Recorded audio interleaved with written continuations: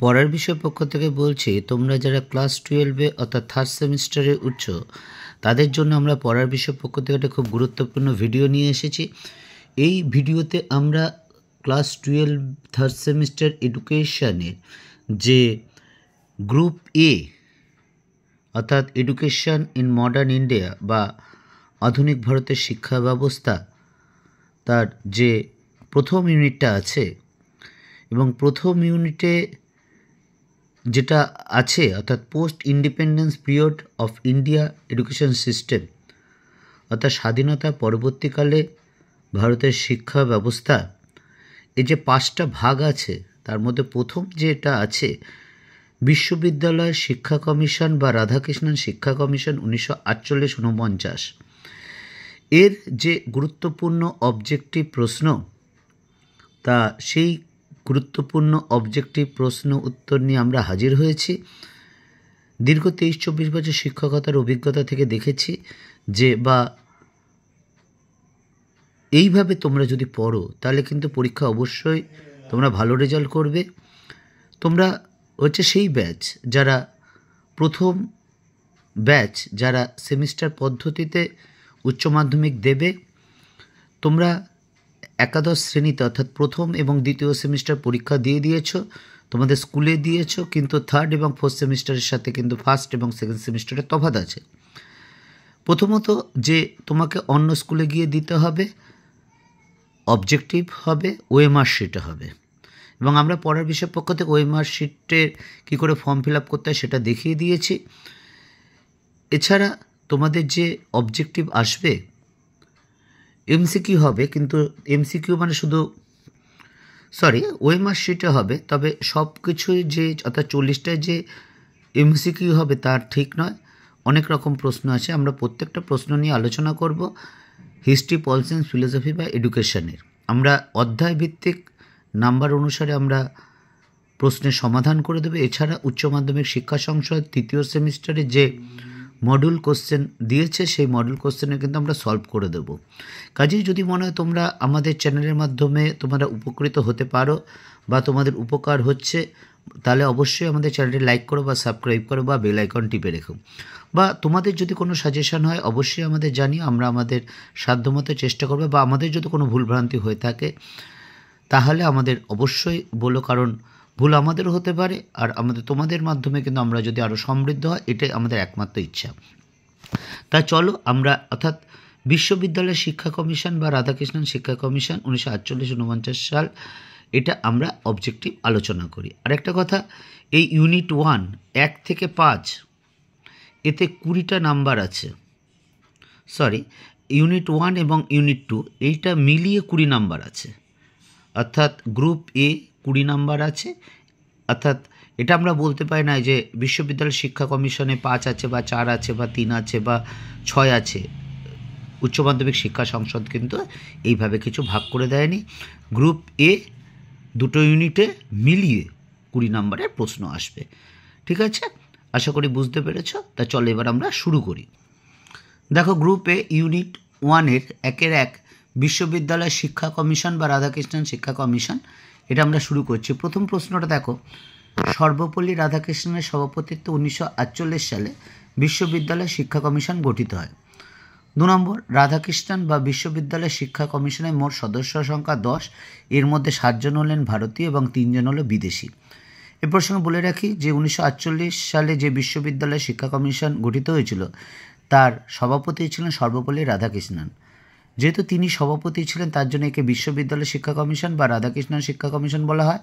বিশ্ববিদ্যালয় বলা হয় কারণেই যে বিশ্ববিদ্যালয় সংক্রান্ত অর্থাৎ উচ্চশিক্ষা সংক্রান্ত বিষয় আলোচনা করার জন্য বা গবেষণা করার জন্য এটা বলা হয়েছিল, বা উচ্চশিক্ষা কী করে উন্নত করা হয় তার জন্য বলা হয়েছিল। 3 নম্বর, বিশ্ববিদ্যালয় শিক্ষা কমিশনের রিপোর্ট সরকারের কাছে পেশ করে 1949 সালে, এবং এর যে রিপোর্ট পেশ করে তার পাতার সংখ্যা ছিল 747টি। 4 নম্বর, রাধাকৃষ্ণন বা বিশ্ববিদ্যালয় শিক্ষা কমিশন এর মতে প্রতিটি গ্রামীণ মহাবিদ্যালয় শিক্ষার্থীর সংখ্যা, মহাবিদ্যালয় মানে কলেজ, নিশ্চয়ই তোমরা জানো মহাবিদ্যালয় শিক্ষার্থীর সংখ্যা 1500 এর বেশি হবে না।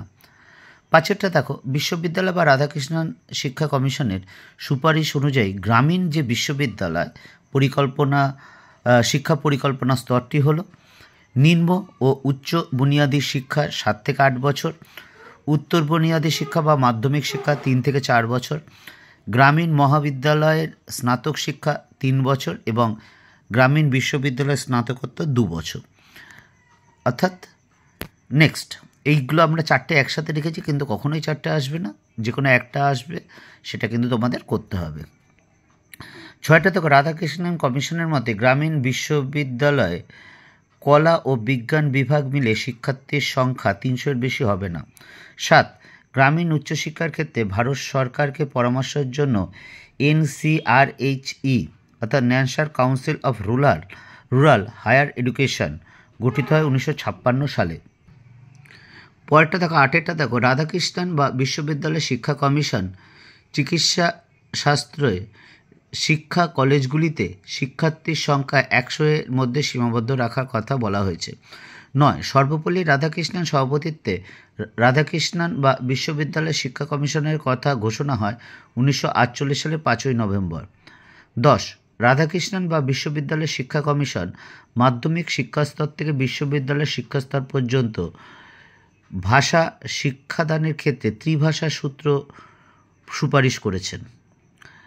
11, NCRHE অর্থাৎ National Council of Rural Higher Education সংস্থাটি গঠিত হয় 1956 সালে। নেক্সট 12, রাধাকৃষ্ণন বা বিশ্ববিদ্যালয় শিক্ষা কমিশন বিশ্ববিদ্যালয়ের শিক্ষকদের জন্য প্রভিডেন্ট ফান্ড ব্যবস্থা গড়ে তোলার সুপারিশ করেছিলেন। নেক্সট দেখো 13 নম্বরটা, স্বাধীন ভারতের প্রথম শিক্ষা কমিশন হলো বিশ্ববিদ্যালয় বা রাধাকৃষ্ণন শিক্ষা কমিশন। 14, মহাবিদ্যালয় মানে কলেজ, যেটা আমরা আগেও বলেছি, বা বিশ্ববিদ্যালয় শিক্ষা ব্যবস্থার সাথে NGC যুক্ত। 15, রাধাকৃষ্ণন বা বিশ্ববিদ্যালয় শিক্ষা কমিশনে প্রতিবেদনের মূল উদ্দেশ্য হল উচ্চশিক্ষার মান উন্নয়ন। 16, বিশ্ববিদ্যালয় শিক্ষা কমিশন শিক্ষাক্ষেত্রে মাতৃভাষা প্রচলনের সুপারিশ করেছিলেন। 17, রাধাকৃষ্ণন বা বিশ্ববিদ্যালয় শিক্ষা কমিশনের রিপোর্টে সাধারণভাবে বিশ্ববিদ্যালয়ের শিক্ষকদের অবসর গ্রহণের বয়স 60 বছর করার সুপারিশ করেছিল। 18, রাধাকৃষ্ণন শিক্ষা কমিশনে শিক্ষকদের শিক্ষাগত ও পেশাগত যোগ্যতার ভিত্তিতে 4টি শ্রেণীতে ভাগ করার পরামর্শ দিয়েছেন।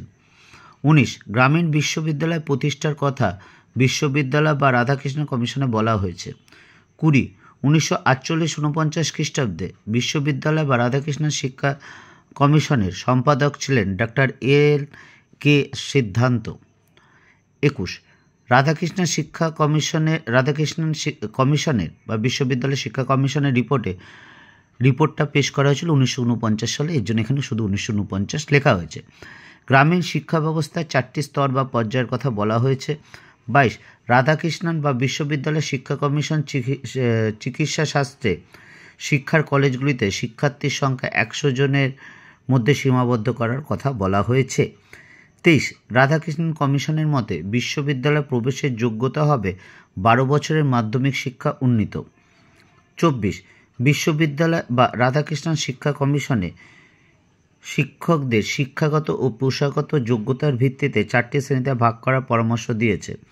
25, 1948-49 সালে বিশ্ববিদ্যালয় বা রাধাকৃষ্ণন কমিশনে বিদেশি সদস্যরা হলেন ডক্টর M. ডাফ, ডাক্তার আর্থার মর্গান এবং ডক্টর D. গান্ট। 26, গ্রামীণ বিশ্ববিদ্যালয়ের 4টি স্তর হল নিম্ন বা উচ্চ বুনিয়াদী শিক্ষা, উচ্চ বুনিয়াদী বা মাধ্যমিক শিক্ষা, 3, গ্রামীণ মহাবিদ্যালয় স্নাতক শিক্ষা এবং 4, গ্রামীণ বিশ্ববিদ্যালয় স্নাতকোত্তর শিক্ষা।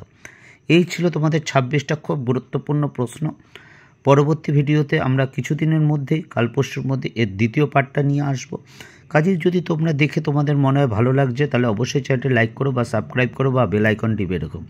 আরেকটা কথা, এই 12-এর অর্থাৎ 3rd এবং 4th সেমিস্টারের ভিত্তিতে তোমাদের উচ্চ মাধ্যমিকের রেজাল্ট হবে। কাজে প্রথম বা দ্বিতীয় সেমিস্টারে কী হয়েছে, কীভাবে হয়েছে সেটা বাদ দিয়ে মনে রাখো, বাইরের থেকে কোশ্চেন হবে, বাইরের স্কুলে গিয়ে পরীক্ষা দিতে হবে, বাইরের স্যার ম্যাডামরা অর্থাৎ মাধ্যমিকে যেমন খাতা দেখা হয়েছিল সেরকম খাতা দেখা হবে। কাজেই অবশ্যই ভালো করে পড়ো, কারণ এটার উপর অর্থাৎ 3rd সেমিস্টার বা 4th সেমিস্টারের উপরেই তোমাদের কিন্তু পরবর্তীকালে কী নিয়ে পড়বে এটা খুব গুরুত্বপূর্ণ বিষয়। কাজে এখন থেকেই যদি ভালো করে পড়াশোনা শুরু করে দাও, তোমরা অলরেডি হয়তো অনেকেই শুরু করেছো বা করবে এর মধ্যেই, ভালো করে পড়ো। যদি কোনো এই 4টি বিষয়ে অসুবিধা হয়, হিস্ট্রি, পল সায়েন্স, ফিলোসফি বা এডুকেশন, আমাদের জানিও। আমাদের যতটুকু ক্ষমতা আমরা অবশ্যই আমাদের সাধ্যমতো চেষ্টা করব। পড়ার বিষয় পক্ষ থেকে এতটুকুই। আবার বলছি, খুব ভালো রেজাল্ট হবে, নিজের প্রতি বিশ্বাস রাখো, নিজে শুধু বুঝে আত্মস্থ করে ভালো করে মন দিয়ে পড়ে যাও।